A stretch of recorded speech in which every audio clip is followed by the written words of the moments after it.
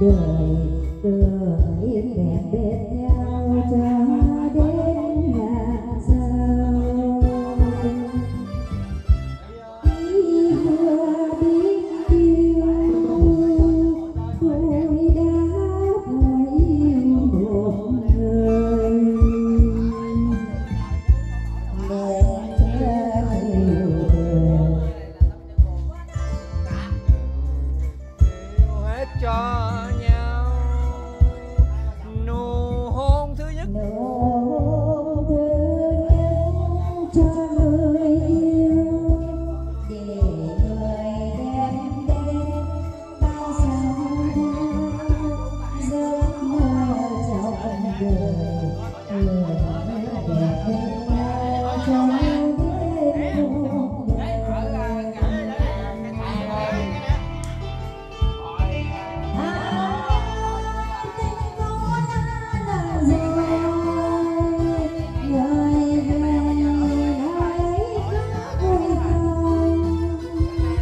Để lòng tôi mãi nhớ thương mong lạnh lùng biết cô đơn mùa đông.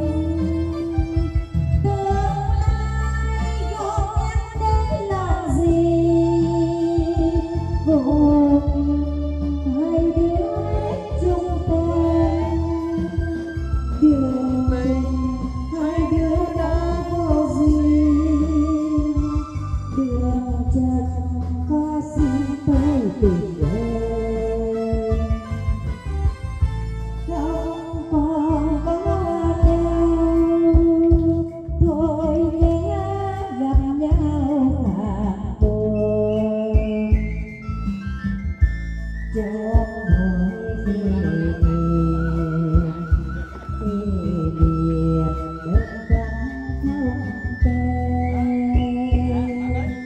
Hàng cây cao vút kia lặng yên, chuyện tình tôi chết sau một đêm. Phút giây ban đầu đặt chốt vào tim tôi duyên kiếp lơ là.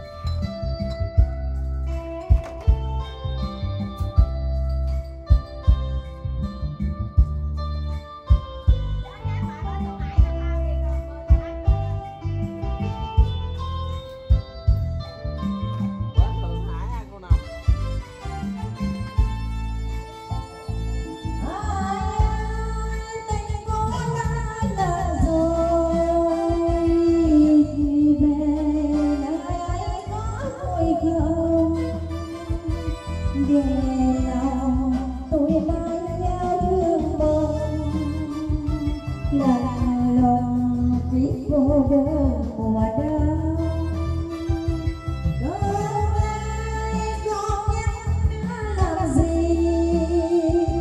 tìm mong hai đứa chung tên đường tình, hai đứa lỡ vô duyên đường chân qua xin tôi tình ơi.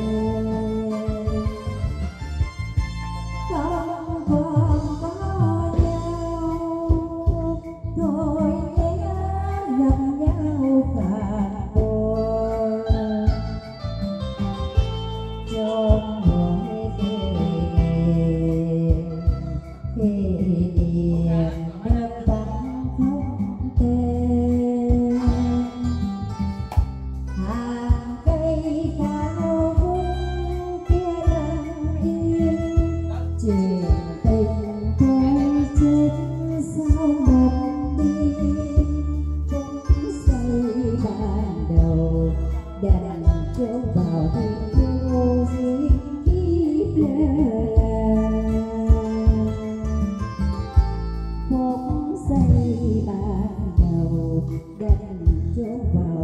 người